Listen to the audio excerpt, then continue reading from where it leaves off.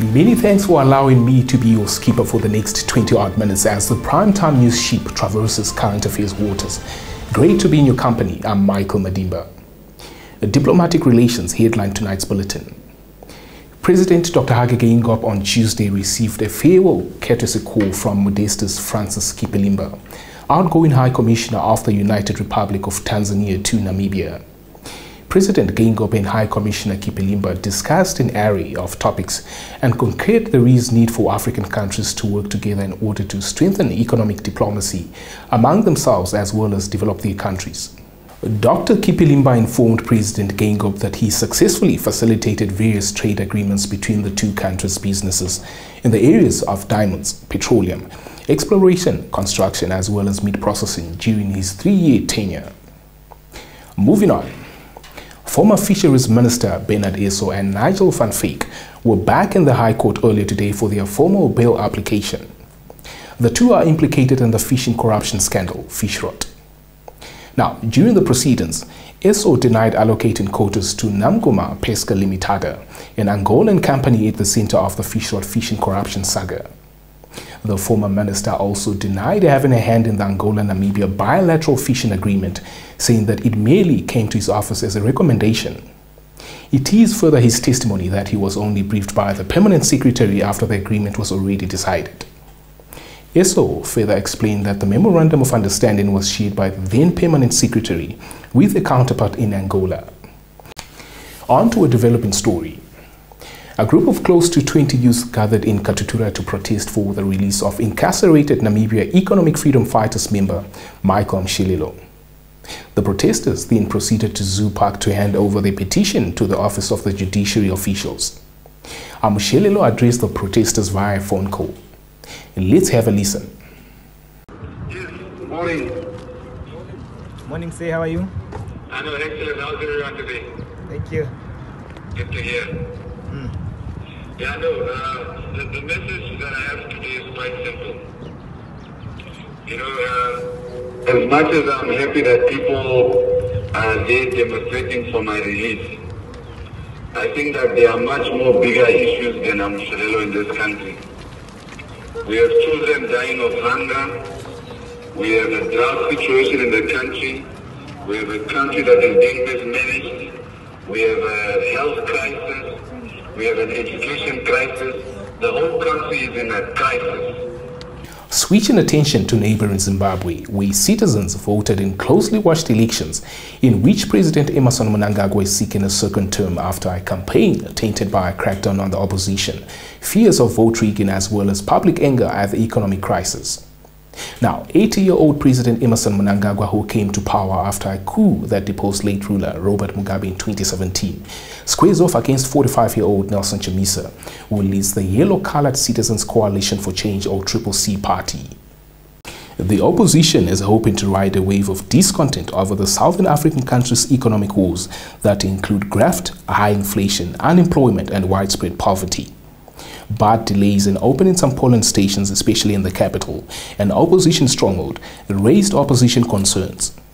In Harare's oldest suburb Mbari, voters cast ballots in more than a dozen large green tents set up as polling stations on a dusty field facing rundown apartment blocks, as well as empty wooden market stands.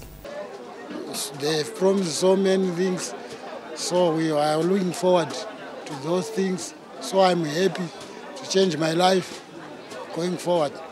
What are the promises that they made that you are looking forward the most? Development of roads, electricity, more clinics, more schools. It's going to change everything because we all have opportunities to vote for who we want and we elect what we want. So it's good for everyone. I'm feeling good because it's my right to vote and nothing wrong. And I'm ready. I'm supposed to vote because I want to see my vote. Stay tuned for the business segment.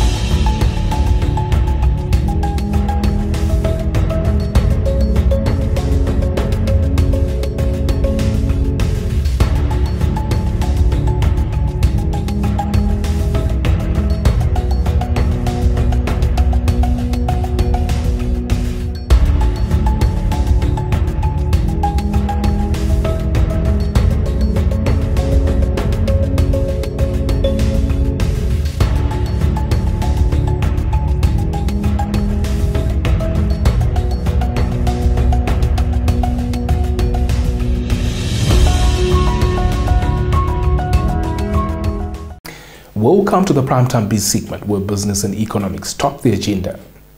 The ongoing BRICS Summit tops tonight's segment.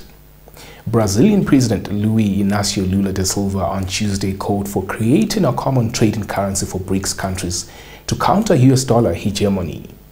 Advocating the creation of a common currency for cross-border trade between BRICS nations without affecting national currencies, Lula da Silva said at the BRICS Business Forum Leaders Dialogue that an alternative to the US dollar needs to be found in the international market. Let's get more insights. Brazilian President Lula da Silva says the common currency will be used to facilitate trade between the emerging nations. In April, he proposed possibly creating a common regional currency or similar mechanism to reduce reliance on the US dollar in trade.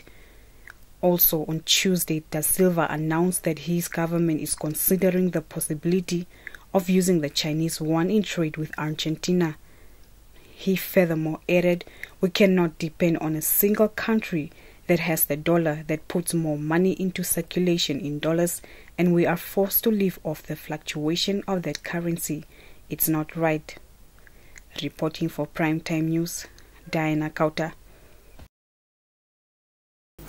Back home, Director of the Nutrition and Food Security Alliance of Namibia, Ben Chernik, says there is a need to address malnutrition as a national priority, as the annual cost of malnutrition equals to 11 billion Namibian dollars per year. Chernik said this following the alarming findings that 24% of Namibian children have been identified as stunted, leading to economic losses of 11 billion Namibian dollars a year by the cost of hunger in Africa on social and economic impact of child undernutrition in Namibia 2022 report. Stunting occurs when a child does not have sufficient nutrition to grow and develop, which is normally caused by a poor diet alone. Chernik stressed there is an urgent need to promote and enable backyard gardens by decentralizing local food production systems to enable families to acquire a balanced diet from their backyards. Really want to do community gardens, or like we don't do community gardens anymore. So it was really something that came out during COVID, and we deliberately focused on individual gardens. So that we noticed spreads then into the community. So some gardens are not a success, but others are a success, where people even overproduce spinach, for instance, and then pass it on to the street vendors who then sell it and so forth. So that also creates an income or inspires other neighbors to do the same.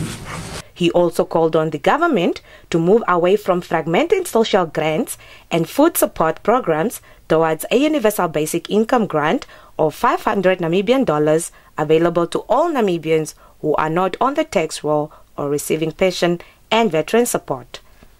Reporting for Primetime News, I'm Linia Dishena. That concludes our top news segment for tonight. Let's now turn our attention to the weather forecast for tomorrow's synopsis.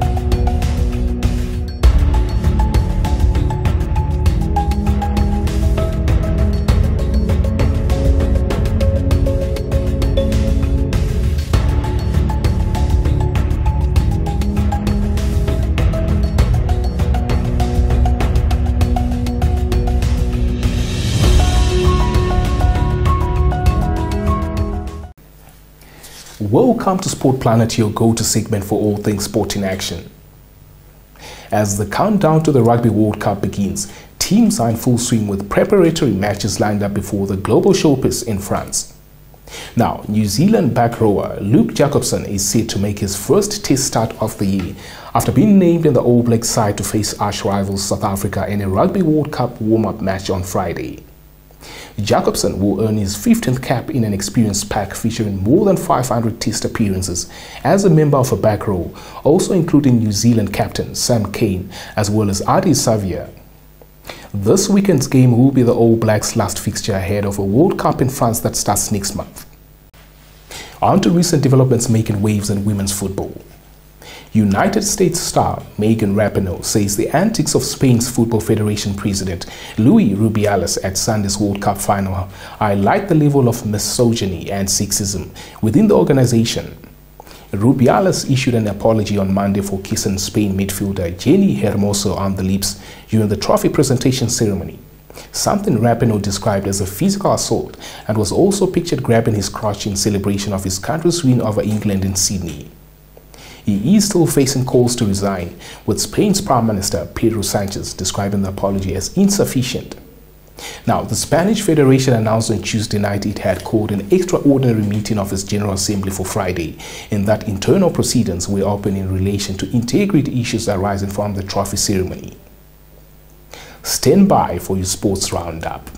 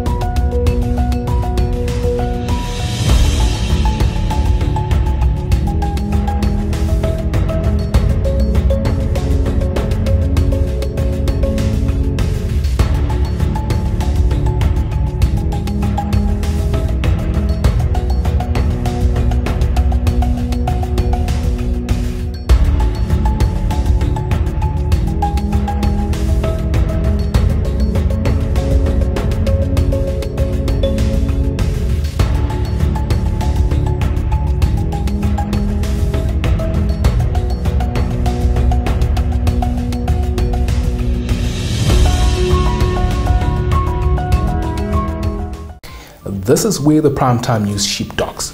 Many thanks for having cruised with me for the midweek edition. A kind reminder to follow the prompts on our screen to enable you subscribe to our channel. Also like, share and recommend the channel to family and friends, as well as engage with us in the comment section. Do catch us tomorrow for our Thursday edition. From myself, Michael Madimba, and my zestful crew behind the scenes, it's adios.